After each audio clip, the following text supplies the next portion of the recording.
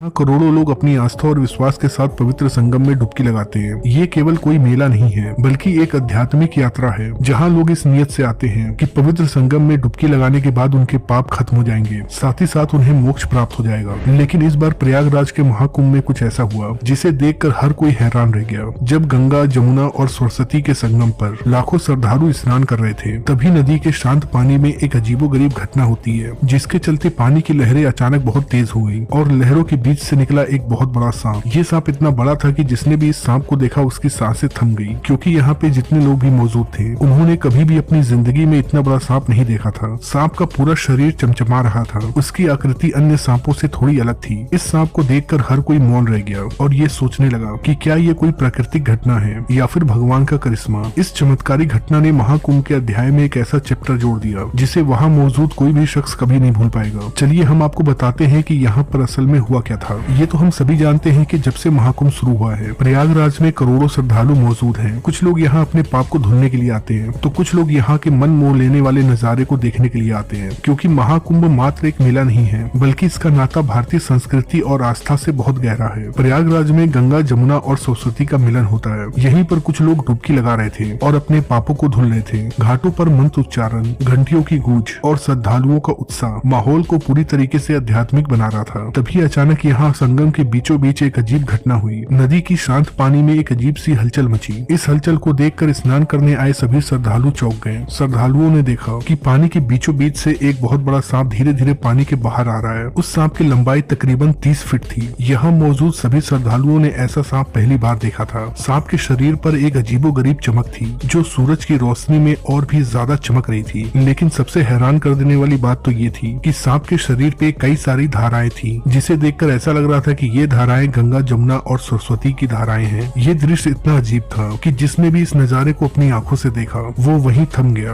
लोग एक दूसरे से बात करने लगे। कुछ लोग कहने लगे कि ये शेषनाग है, भगवान विष्णु का वाहन, तो कोई इसे चमत्कार कहने लगा। तभी कुछ श्रद्धालु हाथ जोड़कर प्रार्थना करने लगे, तो कुछ श्रद्धालुओं ने इसे अपने फोन में रिकॉर्ड करने की कोशिश की। सांप बहुत बड़ा था, पर इसके बावजूद भी वो किसी को नुकसान पहुंचाने के लिए नहीं आया था। वो धीरे धीरे संगम के पवित्र जल में तैरता रहा। सांप को देखकर ऐसा लग रहा था कि मानो ये केवल और केवल यहाँ पर स्नान करने के लिए आया हो। जब इतना कुछ हो रहा था, तभी एक बूढ़े साधु सामने आते हैं और वहाँ मौजूद श्रद्धालुओं से कहते हैं कि ये कोई आम सांप नहीं है, ये भगवान का संदेश है। शायद ये हमें बता रहा है कि हमें प्रकृति का सम्मान करना चाहिए। भीड़ इस अद्भुत दृश्य को देखकर मंत्र मुक्त हो गई। सांप कुछ देर तक संगम के पानी में स्नान करता रहा और फिर धीरे धीरे पानी के अंदर चला गया। इस घटना ने पूरे महाकुंभ को एक नई दिशा दे दी। सांप के जाने के बाद श्रद्धालु इस बात पर बहस कर रहे थे कि आखिर ये सांप कौन था और कहां से आया था। लेकिन संगम के किनारे पर ऐसे बहुत सारे लोग थे जिनका मानना था कि ये कोई चमत्कार है। ये घटना न केवल उनके विश्वास को और मजबूत कर गई, बल्कि उन्हें ये भी बताया कि महाकुंभ जैसा पवित्र आयोजन किसी अदृश्य शक्ति का आशीर्वाद है। इस घटना ने महाकुंभ को हमेशा हमेशा के लिए यादगार बना दिया। लोग आज भी इस बारे में बात करते हैं। ये घटना हमें एहसास दिलाती है कि कभी कभी प्रकृति और भगवान कुछ ऐसा करते हैं जो हम इंसानों को बिल्कुल भी समझ में नहीं आता है। वैसे आपको क्या लगता है कि क्या ये एक दिव्य संदेश था या महज एक अनोखी प्राकृतिक घटना? अपनी राय कमेंट बॉक्स में लिखकर जरूर बताइएगा।